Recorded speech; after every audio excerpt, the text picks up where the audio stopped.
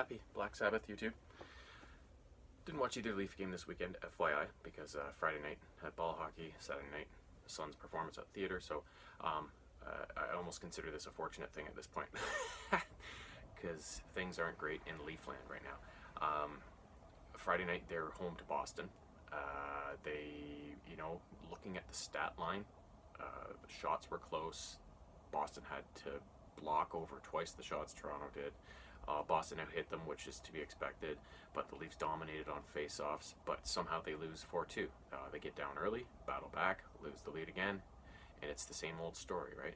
I think each team only had 2 penalties, and neither team scored on the power play, but it was just one of those games where the Leafs, again, found a way to lose. And then last night in Pittsburgh just looked like it was a friggin' debacle. And again, the stat line was similar. The shots were close. Pittsburgh had to block a lot more shots than Toronto did. Leafs dominated on face-offs, and they even had a few more hits than Pittsburgh did. So you think, what the hell, right? They lose 6-1. They're down 5-0 at some point by the second period. There's just something not right with this team. They're giving the puck away. They can't play defense. And you know what? They got Hyman back in the lineup for the Islanders game, I think it was. I'm not even sure. Did I post something for the Islanders game? Either way. But they got him back, but he's only one guy. But he's doing Hyman things. He's getting in there. He's digging the puck out. He's hitting guys. But they need more of that. You look at this team on paper, and you go, wow, this is the best shot they've had in a while. And you look at them in the ice, and it's like, something's wrong. Now they've got a 500 record, and they're going to be racing just to try and make the playoffs at this point. And if they don't turn things around quickly, they're not going to. And it's going to be a waste of a season. At this point, I don't even know what to think, right? They waived Hutchison. I've commented on many times. They threw Hutch to the Wolves in the second game of back-to-backs, and he shouldn't be touched. But they waived him, and they brought up a young guy from the Marlies, who's one of their top prospects, for the Pittsburgh game last night, the second game of a back-to-back, and he got shellacked. It doesn't matter who they put in there. They're going to get killed if they don't play in front of them, right? So the whole Hutch thing pissed me off, and as expected, it doesn't make any difference. So now they're starting to. I've been watching some of the sports shows, just TSN, not Sportsnet. For Don Cherry reasons, as I mentioned in my last video, and they're now saying it's all Babcock because they're not playing well 5-on-5. Their power play is terrible, their penalty kill's terrible, and it's up to the head coach to implement all those systems and make sure everything's coherent and copacetic. And it's not just one problem, as Craig Button was saying on TSN today.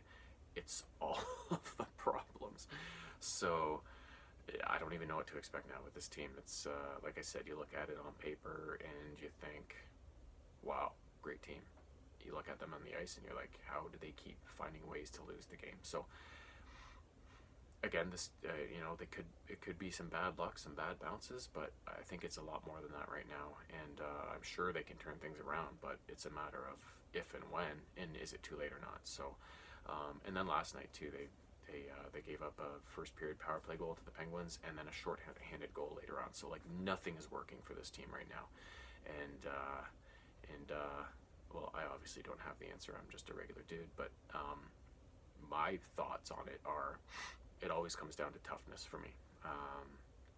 You look at the first year this current Leaf team made the playoffs against Washington 3 years ago or whatever. They lost to Washington first round, Boston first round, and then Boston first round again last year. And with each passing year, their regular season performance, I think, starts to dip a bit. And when you look at those teams, who did they have against that Washington team? They had guys like Matt Martin in the lineup, Kadri. They got rid of Martin, and over time, then they got rid of Kadri this year. There's a bit more of their toughness. Now the only kind of tough guy they have in their lineup is Hyman, and he's not like a fighter or anything, right? Not that there's fighting anymore.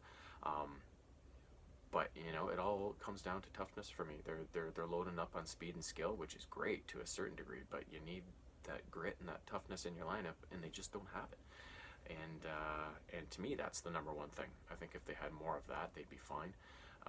But only Dubas can control that. So I'm expecting.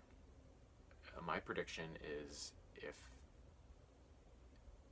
the rest of November continues the way the season has so far, I think Babs will be fired come December 1st or soon into December, because they don't have any other options. They've signed all these guys to huge contracts. They don't really have any trade options that's going to turn this thing around all of a sudden. And it's usually always the coach that goes first. And most people are thinking now that he's had his shot.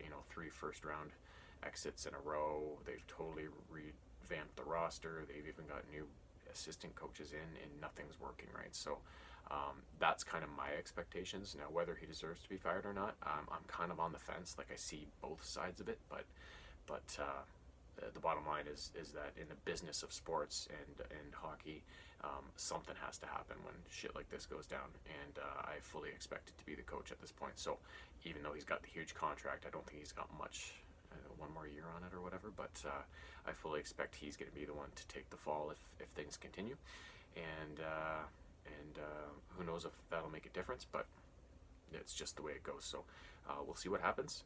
Either way, though, I'm kind of glad I didn't get to watch those 2 games, because the frustration, I'm very loyal, and my loyalty will never leave the Leafs, but I'm finding as I get older and each passing year goes by without any success, I'm getting more frustrated, for sure. In this year so far, the frustration is up to here. So I'm going to keep watching, of course, and keep hoping, but I really, really hope this season isn't a full-on waste, because they got a lot of guys that need to be re-signed and stuff, and with all the money they've already given out to the big 3 or whatever, these last couple of years could have been their best and only shots with this kind of core of players, right? So we'll see what happens. Anyways, have a great Sunday, and we'll talk to you soon. So long.